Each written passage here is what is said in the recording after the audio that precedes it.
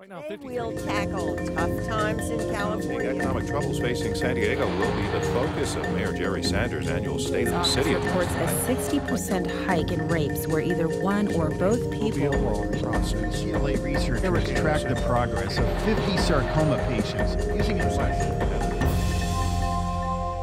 From the KPBS studios, this is San Diego Week. Hello, I'm Joanne Ferry, and thanks for joining us. Tonight, we'll tell you what's at stake for San Diego if Washington can't reach a debt ceiling compromise, and we speak to one of our local members of Congress. And the San Diego City Council has thrown out its new rules for medical marijuana dispensaries. So what happens next? Also, we'll tell you why museum director in Tijuana is at the center of a government corruption debate. And we'll meet a young jockey who's a rising star on the thoroughbred racing circuit. He hasn't even graduated high school yet. That and more coming up on the show. But first, the week's top stories. Amitha Sharma joins me from the KPBS News Center. Amitha? The San Diego Association of Governments is buying the 125 toll road. The agency is paying $345 million to buy the lease for the 10-mile stretch from Otay Mesa to the Sweetwater Reservoir. The decision was made in a closed session, but Sandag says the public will have an opportunity to comment at an open meeting where details of the deal will be revealed.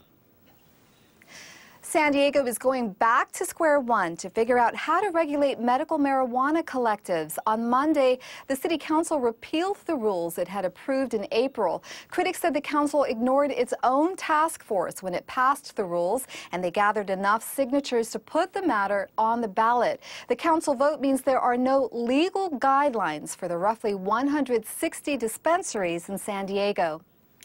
San Diego's index of leading economic indicators dropped in June for the first time in 27 months. University of San Diego economist Alan Jin bases the index on 6 different figures, ranging from building permits to help wanted ads. He says there was an increase in those ads and an uptick in the national economy, but those gains were offset by rising unemployment and falling stock prices. Jin says the dip is worrisome, but he won't call it a pattern until he sees 3 months of losses. A mental evaluation has been ordered for a Rancho Penasquitos man accused of killing his mother and sister. Funeral services were held for the victims on Thursday. The mother, 52-year-old Donna Williams, was a San Diego police detective. Her 18-year-old daughter, Brianna, had been a star softball player at Mount Carmel High School. The U.S. Navy has revoked a Silver Star for heroism awarded to a former Assistant Secretary of the Navy from San Diego. Wade Sanders pleaded guilty to possession of child pornography in 2008. A Navy spokesman says the award was revoked last August but refused to provide details about why it took this unusual step. The action was revealed this week in a leak to the Associated Press. Investigators say an arsonist started a fire that's been burning for a week east of Warner Springs. The Eagle Fire burned more than 14,000 acres and forced the closure of some areas of Anza Borrego State Park. 2 outbuildings were destroyed. Officials with CAL FIRE say they will have the fire fully contained by Saturday.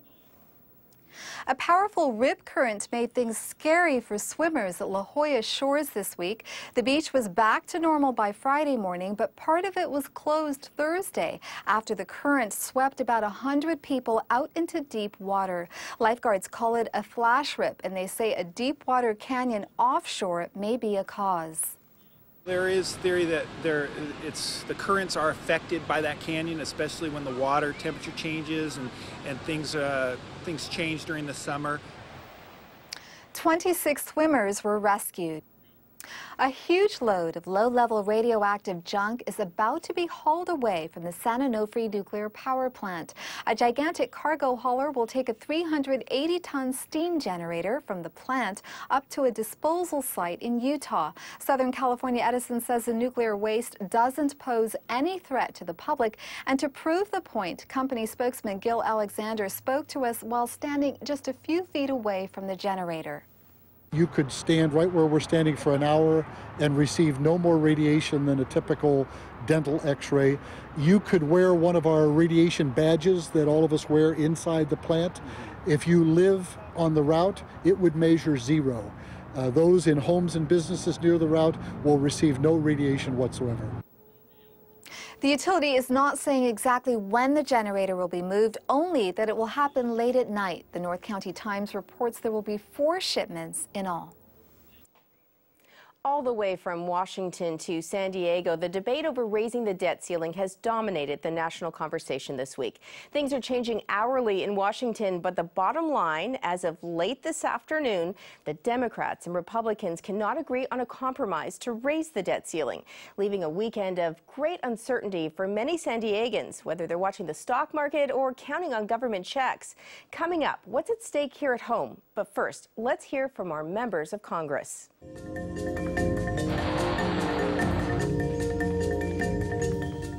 Congresswoman Susan Davis, a Democrat, as expected, did not support the Boehner bill today. I spoke with her earlier. She says her office has been inundated with calls from constituents. I asked her what they've been telling her. Well, I think my constituents and I think constituents across the country are telling people to do it, to make certain that they raise the debt limit and that they fix this problem. It has gotten quite serious, and we know that people are counting on us to come together and to develop a solution that will work for the American people, and I think that's what we really have to do. People say that we are all in this together, and they want us to find common ground where we can, and where we can't, to understand that in these situations you don't always get what you want. Unfortunately, I think there are a lot of people who have come here to Congress lately who just don't seem to understand that and are not willing nor seem even interested. I think, Congresswoman Davis, there are some people who might spin that argument around on you or the Democrats and say, hey, why not just hold your nose and support the Republican plan? Well, I think right now that what the markets are looking for, in addition to raising the debt ceiling, they want to see that they can have some predictability in this situation today. And unfortunately, what we would give them with the Boehner bill is no predictability whatsoever, because the credit rating agencies are very concerned that if we don't have a real plan that's going to last for a while, that they will not be able to, have this kind of certainty. Business won't be able to rely on it, and either will people. The other thing that's critical in the bill that's before us right now that's being discussed is that there's another kind of a step 2 of hostage taking after the 6-month period, and I don't think that's going to be helpful to the country either. As you know, Representative Davis, there are so many people here in San Diego who will be affected by this. We've got seniors expecting their Social Security checks, vets on disability, and a number of businesses who do business with the federal government, and they're looking to their elected representatives, and they're really blaming you. They're saying, hey, look, you got us into this mess to begin with. What do you say to them? Well, I can understand. I feel their frustration also. I've seen several times where we were very close to something that I think was even considered a big deal, a way of trying to solve the problem in the short run and then move towards a path of solving it down the line, around spending cuts and also dealing with the deficit, but at the same time doing what is best, I think, to preserve the American dream for people. Congresswoman, we've got about 20 seconds left. What do you think will happen this weekend? I think that we're going to find a way to raise the debt ceiling, and I think to deal with a plan for moving forward. In the end, I'm hopeful that people will decide that that is in the best interest of the American people. Thank you, Congresswoman Davis, for speaking with us. Now, we asked all 5 members of San Diego's congressional delegation where they stand on this issue, and we want to show you what they told us. Now, let's start with Republican Darrell Issa. Now, all week he has supported the Majority House Speaker John Boehner's plan, and of course we know that late today that plan was approved by the House but isn't expected to be approved by the Senate. Now, let's move on also to another Republican, and that's Brian Bilger. Mowbray, and what he told us is that he believes that this debate is really more than just about raising the debt limit. He's concerned about Washington's spending. Of course, that's what we've been hearing from Republicans throughout this debate. And also Representative Duncan D. Hunter, again a Republican. He told us earlier in the week he wasn't quite sure how he would vote, but again added the debate is far bigger than raising the debt ceiling. It's about restoring sanity to the budget. We also asked Democrat Bob Filner for his response, and he did not respond to our request.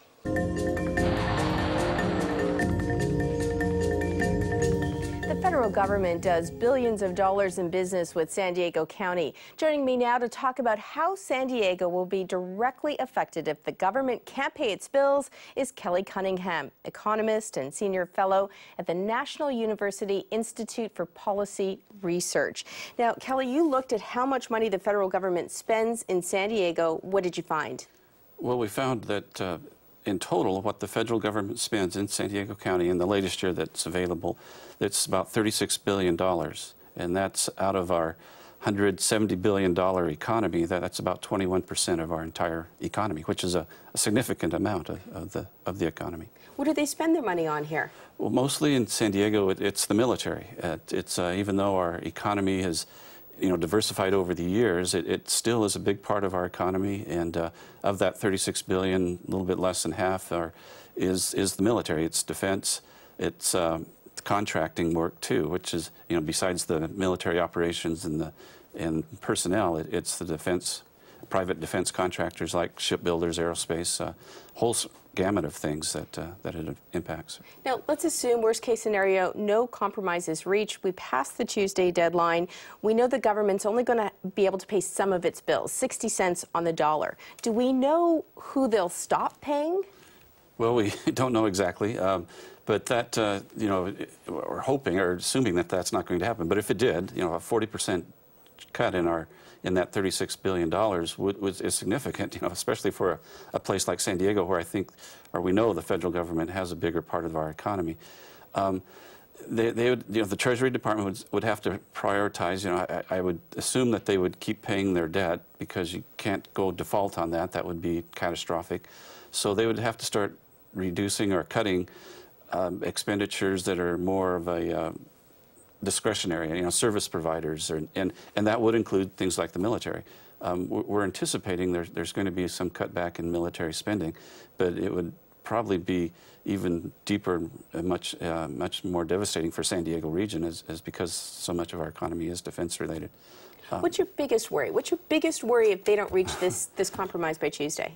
I think the interest rates that it might affect is because the value of the dollar would go down.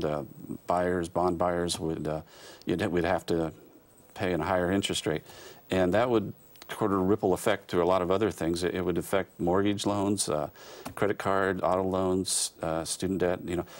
That would really be a very devastating blow into our struggling economy. That's the bigger fear, I think. Kelly Cunningham, thanks for joining us.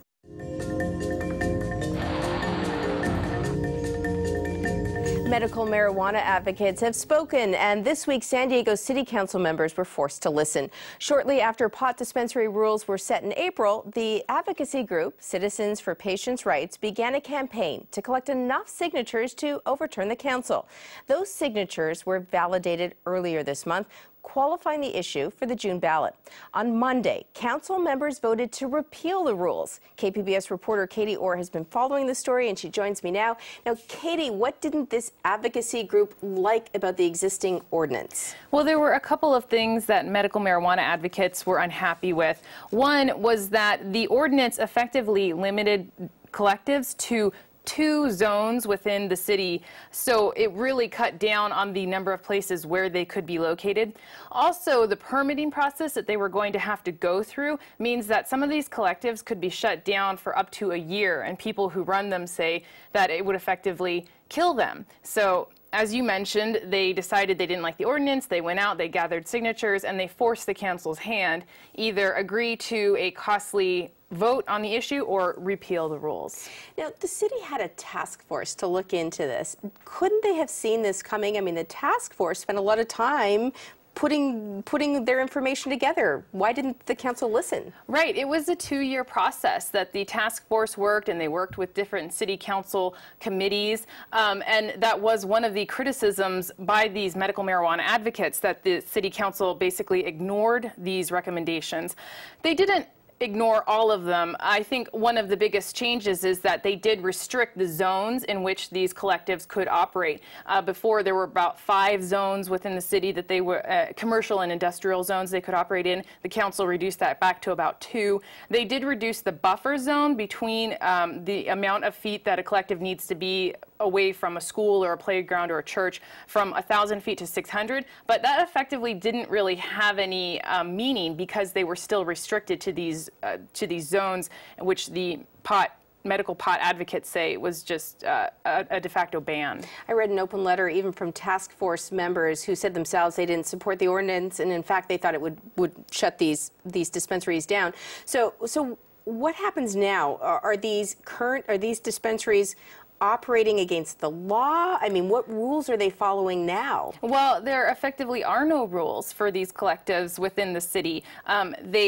If a code enforcement officer were to come and look at one of these collectives, they would have to shut down because they're violating all the city codes. However, there aren't enough code enforcement officers to go out and look at these collectives. So essentially, they are all operating illegally within this local city laws, but the chances that there's going to be a mass raid and that they'll all have to shut down are pretty slim, just because of the enforcement. What happens next? What's the city going to do? Well, it's not clear. The city council was pretty frustrated. Despite all the criticism they'd received from the medical marijuana community, they also have neighborhood associations and people saying, I don't want to live next door to this medical marijuana collective, and that's something they had to balance. They thought this was a compromise. This is what they had to offer. And I talked to several council members who said, we don't know what we can do now, and it's back to the drawing board, but who knows if they'll even take it up. They're not required by state law to even have any kind of regulation. So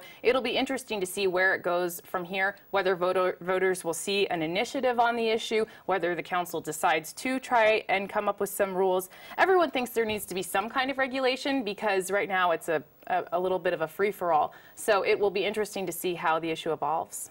Great. KPBS reporter Katie Orr, thanks for joining us. Thank you. Well, government corruption is nothing new at the border, where officials and institutions can be especially vulnerable to bribes from human smuggling networks. But in Tijuana, the case of a museum director is reviving the debate over corruption among artists. Roxandra Guidi has our story. The exhibit is called Obra Negra, or Under Construction. In the works for 3 years, it's a collection of paintings, sculptures, and installations by Tijuana artists about their city's connection to the border, capitalism, and corruption. As one of the most prolific artists in the city, Marcos Ramirez, known here as R, should have had a piece in the show, but he turned down the invitation. He's been avoiding the Centro Cultural Tijuana, or Secut, since 2009. No tengo nada especial así en contra de, o sea, no quiero ir, pero no te digo, no me la vivo pensando. I didn't go see the show. I prefer to focus on how me and other artists can make up for what Secut has failed to do in the last 3 years. It was 3 years ago when Virgilio Muñoz was named director of Secut, a controversial move. Prior to heading Secut, Muñoz was the director of Tijuana's Instituto Nacional de Migración, the state immigration agency. It tracks the flow of migration from Mexico to the U.S. The agency came under suspicion for its connection to human trafficking.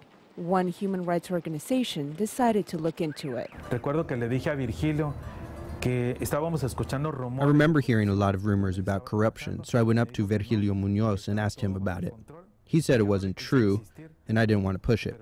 But at that time, many government officials at his level were involved in a lot of illegal, incestuous activity.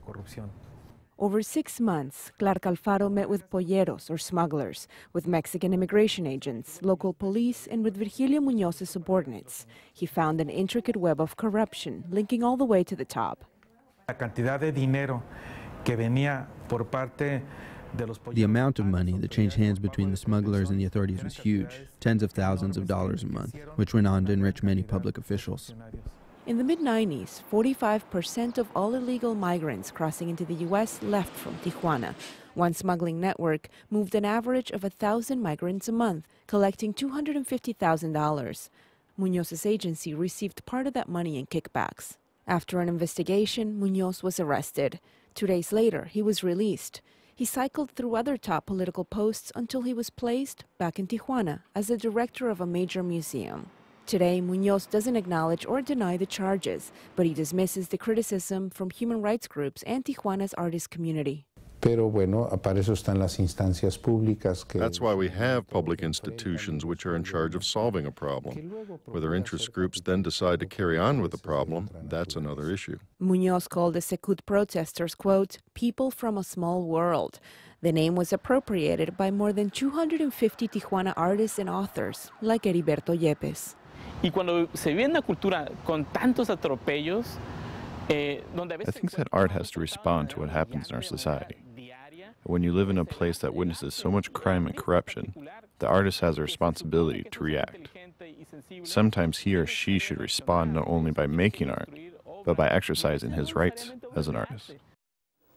That was KPBS reporter Ruxandra Guidi. In the 3 years since Muñoz has taken the helm of the museum, 7 of its curators and administrators were fired by the museum. For many people, their first glimpse at the life of a jockey was through the film or book Seabiscuit. Now, KPBS reporter Marissa Cabrera is about to introduce us to a real-life jockey whose dream of racing at the Del Mar racetrack has come true. To meet him, we had to go to the backside of Del Mar's racetrack. Think of this as the backstage of a movie set. It's where all the horses, the trainers, the groomers, and the jockeys start their day. Once on the turf, we look for young Esjuan Flores. From far away, though, all the jockeys look alike. But up close, you know you've run into Flores when you see him. He's young, and by young, I mean he's a shy, braces-wearing high school senior. I'm 18, and I'm racing horses in Del Mar. He's been waiting to say that since he could remember. Well, it feels great. I mean, I'm very excited for everything, and ever since I was a little kid, I wanted to be here and race here. When my dad used to bring me here, I'll be like, oh man, one day, hopefully I'll be there.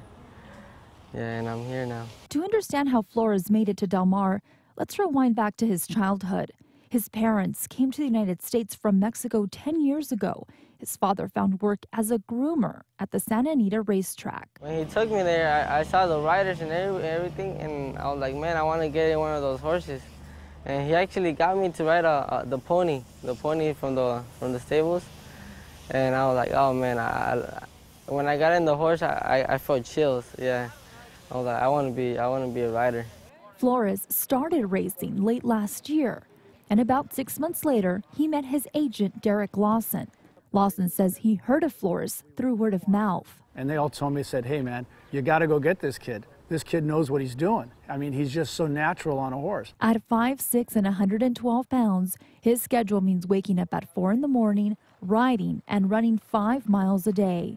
At night, he hits the books. His hard work has landed him in one of the toughest racing circuits in the country. It includes the Del Mar, Santa Anita, and Hollywood Park racetracks.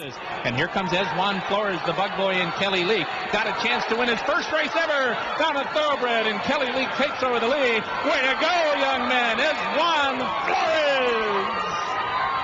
First career victory. His first victory was at Hollywood Park in Los Angeles on the 4th of July. In my opinion, I believe that he's the best young apprentice right now riding in the United States. It's like Kobe Bryant. You know, he went from Lower Merion to the NBA. So Esjuan's going from Fernando Ledesma High School in El Monte to Santa Anita. It's a little hard, but when you want something in life, you work hard for it and you'll get it. Flores is due to race more than 100 times from now till the season at Del Mar is over in September. After that, graduating from high school in December. KPBS reporter Marissa Cabrera with video journalist Nick McVicker. And you can see Flores at the Del Mar racetrack this weekend. He'll be riding in races on both Saturday and Sunday. And now here's Amitha Sharma with an update on what KPBS is working on for next week.